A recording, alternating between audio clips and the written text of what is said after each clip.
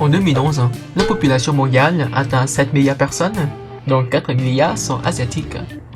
Parmi les asiatiques, il y a 0,2 milliard qui vient du Moyen-Orient, 1,2 de l'Inde, 1,3 de la Chine et 1,3 de l'Asie-Pacifique. Mais les Asiatiques ne vivent pas que sur leur territoire. Ils sont un peu partout dans le monde, notamment les Chinois. Grâce à l'apparence physique, on peut facilement reconnaître un Indien ou un Arabe parmi les Chinois, mais pour des gens, les Vietnamiens et les Chinois sont pareils.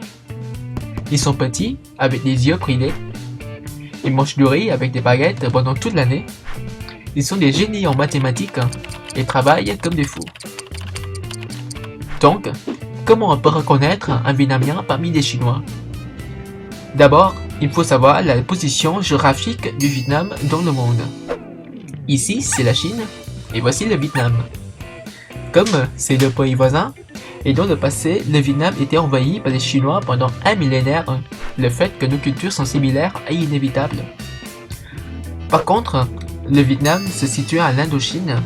Il est devenu le centre culturel de l'Asie dans le passé, et notre culture était le mixte entre la culture indienne et celle de la Chine. On parle le langage, qui est de la même famille que les thaïlandais, mais une autre écriture s'est basée sur les caractères chinois. On appelle cette méthode d'écriture le nom. Le nom est une sorte de l'écriture très particulière. On utilise la prononciation des sinogrammes pour en exprimer le sens en vietnamien. Voici le mot que l'on écrit en chinois, ça se prononce mot. En cantonais, ça veut dire ne pas, mais en vietnamien, cette prononciation signifie le chiffre 1. Cette méthode d'écriture existe aussi dans les autres pays voisins de la Chine, par exemple la Corée et le Japon.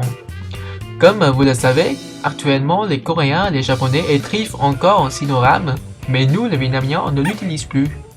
Pourquoi? Après une période de 900 ans d'indépendance vis-à-vis de la Chine, notre culture a été influencée ensuite par celle de l'Occident, à cause de la colonisation française. C'est à cette époque où l'on voit apparaître le Quốc ngữ, la romanisation du langage vietnamien, qui a été développé en 1651 par un missionnaire chrétien français, Alexandre de Rhodes. Le principe se base sur l'alphabet standard, en inventant de nouveaux glyphes et en supprimant ceux dont on n'a pas besoin. Avec cette méthode, l'alphabet vietnamien contient 29 lettres avec 17 consonnes et 12 voyelles et 8 dirhams. Pour exprimer les 6 tons dans le vocabulaire vietnamien, on a ajouté les accents sur les voyelles. L'accent aigu pour le ton haut, le tin pour le ton haut mélodique, rien pour le ton neutre, le crochet en chef pour le ton bas mélodique, l'accent grave pour le ton bas descendant et le point souscrit pour le ton parlotant. On reprend l'exemple précédent. Ceci est le chiffre 1 écrit en homme, ça se prononce mot. En utilisant le Quốc ngữ, on écrit ce qu'on entend, le M, le O, le T et le point souscrit pour avoir le ton.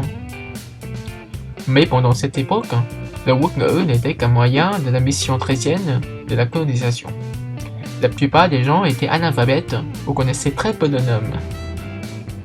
Après la révolution d'août en 1945, le Vietnam moderne est né. Grâce à sa simplicité, le Quốc ngữ est tenu comme l'écriture principale de l'État. Il est utilisé dans l'éducation, dans l'administration et dans la communication. Cette fois, la culture vietnamienne a encore pratiqué le mixage. On a des coutumes traditionnelles comme les Chinois, on parle à la manière des Thaïlandais et on écrit en latin comme des Occidentaux. Bref, si vous voyez un Asiatique dans la rue, pour savoir s'il est chinois ou vietnamien, il faut juste regarder son carnet de notes. Moi, je suis fier d'être vietnamien et en tant qu'artiste, je vise un moi universel.